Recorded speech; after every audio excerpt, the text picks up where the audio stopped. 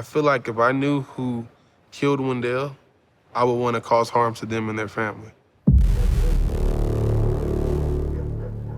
If people think that this story will one day fade into the limelight and will disappear, there is a more active and hungry desire to solve this case today than maybe there was yesterday. Basketball is the teacher of life. His passion and his drive for life, for everything. He was definitely one of the top 2 or 3 players. It was gonna start from the D-League, and then he was gonna end up making it on the NBA roster. I thought he was gonna live out his dream. I mean, we spoke about it like, why do you want to leave? And he's like, it's dangerous in LA. I don't feel comfortable there. Do the math. All eyes is on him now. Oh, we gonna stop this nigga. And without asking any questions, without any words, he just, boom.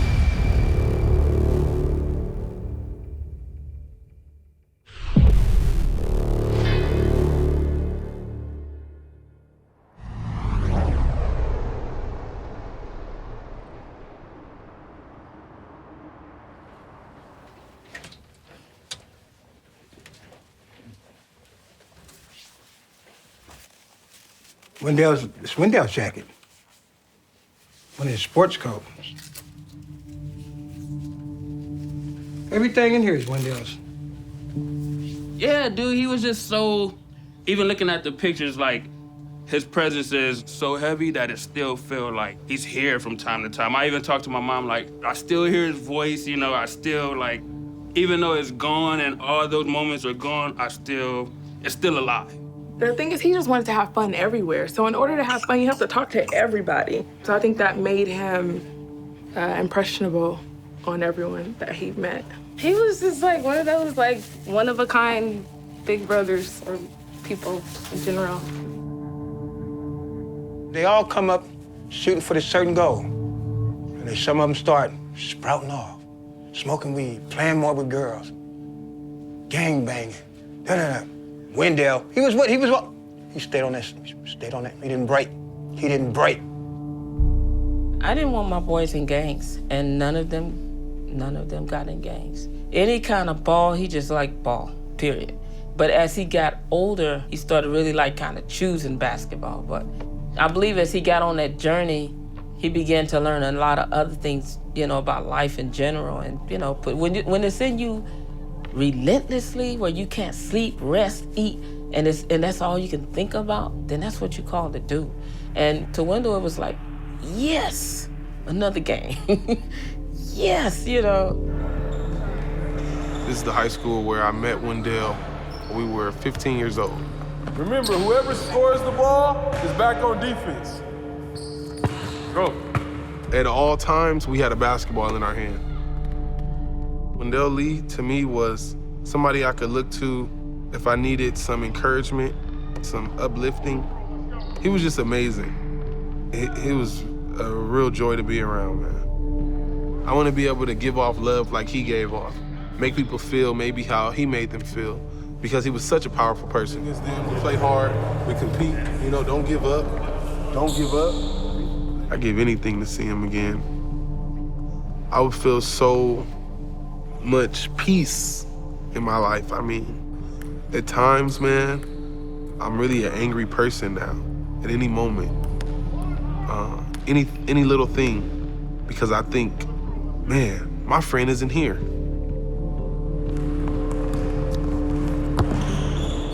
Right here, this is where we used to be at all the time. Like in the summer, it'd be hundreds of people here. And then when we come, it's like celebrities low-key. Like we walk through, we get in and the gym go crazy, and then we put on the show for them.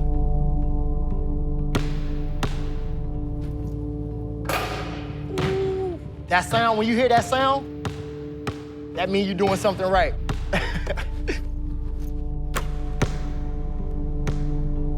We used to be in here every day though, man. This is crazy. We was basketball players, so we were the examples that this is what you should do if you're born and raised in the hood. You can get out and you can go to college, you can go here, you can go there, you can do something better with your life.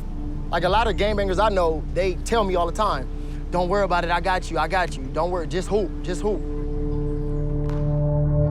I think basketball is a get out of jail free card because all the gangbangers wish they could play ball. They probably just don't have the talent. Yeah, well, growing up in Los Angeles, man, I mean, it was tough. You know, you hear about people getting shot all the time. Every day almost. The stuff that happens is not from the people that live here. It's from outside people that come and say, oh, there goes somebody right there, let's get them. It's not West LA or whatever other LA. It's South Central LA. Like, this is the heart of South Central LA. Could something happen now, middle of the day? Right now, yeah. You see me keep looking around. He didn't want to live here unless he was successful. He didn't want to live here in struggle. Because any chance Wendell got to leave LA, he'd take it. I mean, we spoke about it, like, why do you want to leave? And he's like, yo, it's dangerous there. Like, his exact words, like, it's dangerous in LA. I don't feel comfortable there. I'm always on my toes. That's what led him to leaving, like, a lot of our adult life. Him going away for school, going away to hang out, just living away. It was better for him. Denver offered an exciting invitation to that kind of world that Wendell wanted to be a part of. He wasn't forgetting who he was or forgetting his past, but I think the past was always present. And knowing who you are and knowing where you came from, you can't hide that in life. He liked Colorado. He said, Mama, when I make this NBA, I'm gonna get you a house in Colorado. I said, Colorado? I was more Colorado. Watch it. This was, I want to say, the weekend we first really bonded. I was living out here in Denver. He was like, and this was his last year for basketball. I think this was his senior night. He would show me every single picture we took. Basketball was his #1 dream. That was his #1 priority. I mean, he was also into music. He played the piano. He could sing. But basketball was his main priority. And that's what he wanted to do. Wendell was one of the most talented, gifted people I've ever heard sing. He wrote music. He could play piano by ear. He was gifted musically. He won our school talent show a number of times. I mean, he was magical. He was one of those rare kids that you just knew that there was something really special about Wendell Lee, and that's why everybody loved him. I did not see Wendell Lee ever playing in the NBA. I was never trying to ruin his dreams. What I was trying to do was point him to his best path. And he was super talented in music, super talented in writing and playing. And I just saw him being somebody very, very special in that area. Whereas in basketball, he's one of 10 million guys who all wish they were in the league or thought they were in the league, but we're just a little too short, or just a little too small, and you end up missing that boat. Wendell had met a gentleman that was an owner of a basketball team out in Mexico. And he had sent out his film to the guy, and he had got on board. The guy liked his film. He wanted him to come. They took care of him out there from what I see. He had a place to stay. Anything and everything he needed, had it. And the locals out there loved him. He felt like a celebrity out there in Mexico. He had been able to go from South Central to Kansas to Pueblo, and now he's touring Mexico and Puerto Rico, and he's getting a D-League look in Brooklyn and Vegas, and now the LA Lakers are bringing him into Ontario to try out for their D-League team. That was home because I'm getting paid to play basketball. I mean, that's all we ever wanted to do, man. Get paid to play. We had that conversation literally here right before he flew out and passed away, that he was in fear of his life going back home just for a business trip. That, and there was just so much he had going. So all that together just made me break down. Well, he said, I'll see you in 6 days. And then he got here. He was all, excited because that weekend he had the Lakers, I don't know what they call that, a run-through, a tryout. He was running around, visiting friends, seeing people. And I said, okay, I'm going to let him get all that out of his system So I can have him to myself that week, but, you know, everything changed that Monday.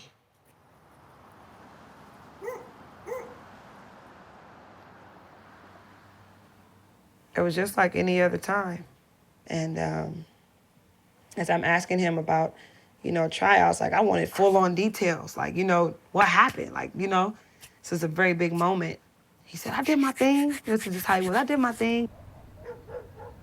We were both leaning on the side of the car, and his door was open, like the car was running, and some car just rolled by. You know, we did like a look, but went back to talking, and then they just, all of a sudden, they just stopped. Pa, pa, pa, pa, pa, pa, pa, pa. Like he just started just taking off. In this time frame, he was running back to the car. They got in, and I didn't see Deli. I heard him, and he just screamed. He was like, Jesus! And my heart my heart just dropped. I'm sorry.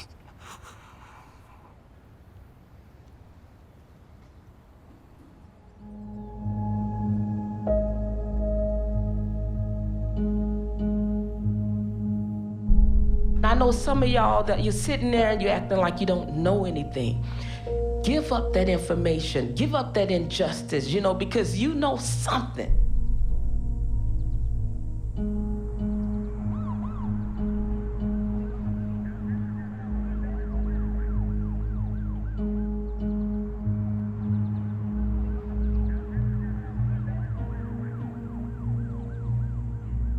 You know, so I was thinking who, how, what, when, but then as I began to hear details, I said, okay, this wasn't random. It was not random. You think it was someone close to him? You know I do. Yes, I believe it was someone close to him.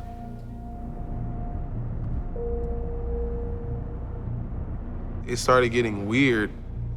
The family would say certain things to make me feel like not welcome. And I think it was more so because they were confused.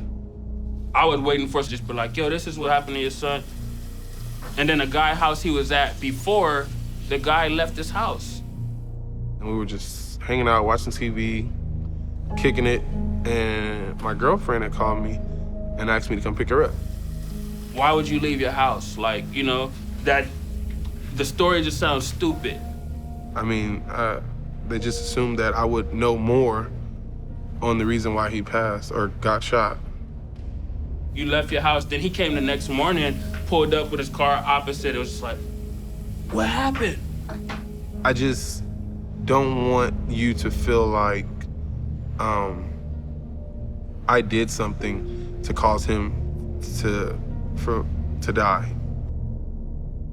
He's seen Steven at the gym that night as well, but I know him and Steven wasn't cool. It's gonna be theories going around. Oh my God, this happened, like,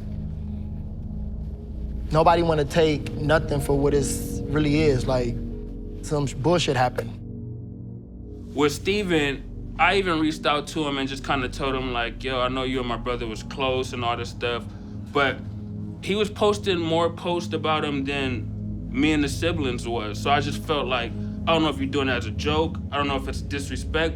I cried for like months straight. Like, that was the hardest thing I ever had to go through, like, ever.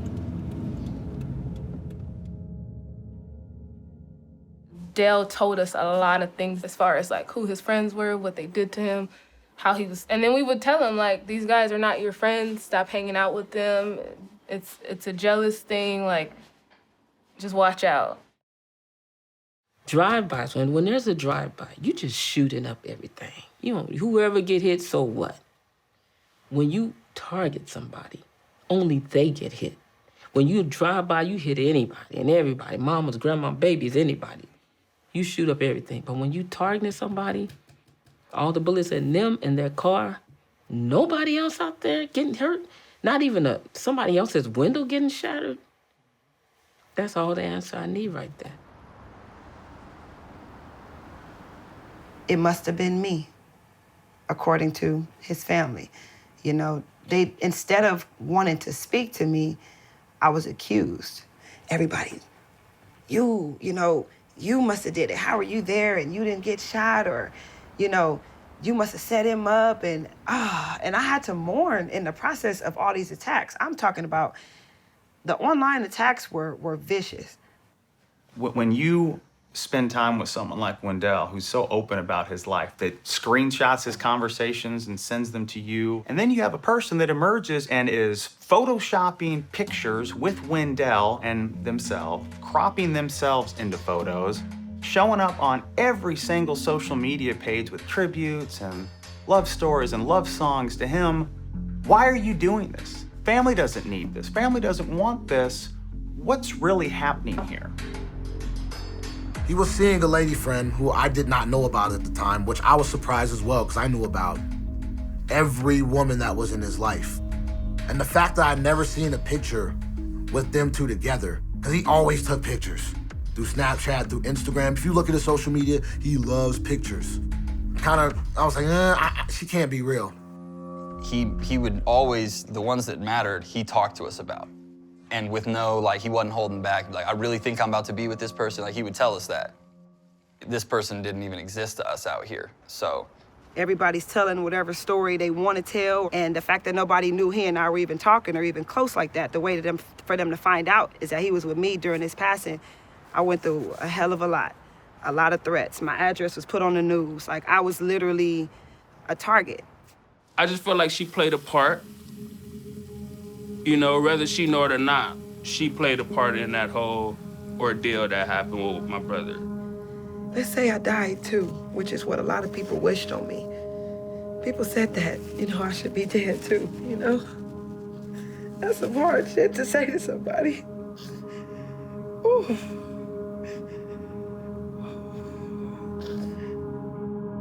It's so-called codes out here where people don't want to talk and people don't want to do that and all this stuff.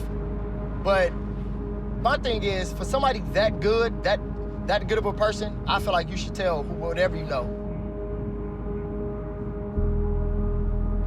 When I think about the police and the job they did looking for the killer, I think they did what they could do with that film. I mean, they posted the car, you couldn't tell the color. I mean, it just wasn't enough evidence to find somebody, I don't think.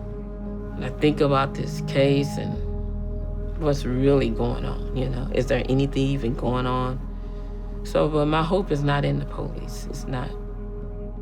I understand it's a lot of cases like this, but what kind of work are they doing, Like, we still haven't got my brother's phone.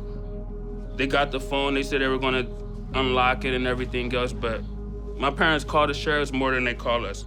There's nothing to give us some type of feeling of, okay, they're trying to close the case or they're working on a case. Honestly, I feel like the sheriffs and the police or whoever's handling the case, they think it's another black boy who was killed from gang violence or something stupid. And it's like, no, that's not even what we come from. We've never been involved in that. It's one of those things where it's like, wow, really? Like, nobody cares.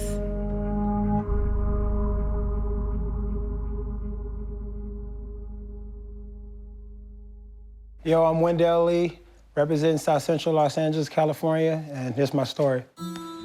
I guess I'm starting to appreciate life more now that I'm traveling, and I've been traveling since I was 19 on my own, so I just really like to show love to everybody. If I see somebody hurting, I'm just kind of like, what's up, bro, you good? You good? Hey, I'm finna get something to eat, you straight? And they'll just be like, yeah, I'm good. Or they'll say, yeah, you sure, man? I'm like, yeah, I got you. And I only got $10, but it's just kind of like, I might not ever see him again. He might get shot tomorrow, so at least I want to leave on a good note, because I probably won't see him again. Like, it's that serious. Basketball was so many other things. It gave us a goal. It gave us money. But overall, it gave me a friend. Selfishly, I think some of us wish that he would have chose to do other things because we might still get to have that life that he brought into every situation that he went into. There's 2 jerseys on the wall of my office. One's mine, one's his. Every time I walk in there, I see the number 4, and it reminds me of all that. You know, it is what it is, you know. He's in heaven now. He's at peace. South Central Los Angeles, where you see bombs outside gas stations. After all that I've been facing, trying to survive, desperately waiting. See, in LA people, we like that. We got that fight back. I hit you right back mentality. Until reality introduces a competitive image that internally demolishes one till there's a humble extent seeing eye to eye with gravity. I have no complaints. You're fine, okay, Lee? Evolving into a positive individual created by a beautiful lady who made me. And this is who I am today. Any moment, shot fired from that semi-spray, bang! I didn't choose that life. Instead, picked up a basketball, grabbed that piano, sparked them keys, flared that piano, and what you see is what you get.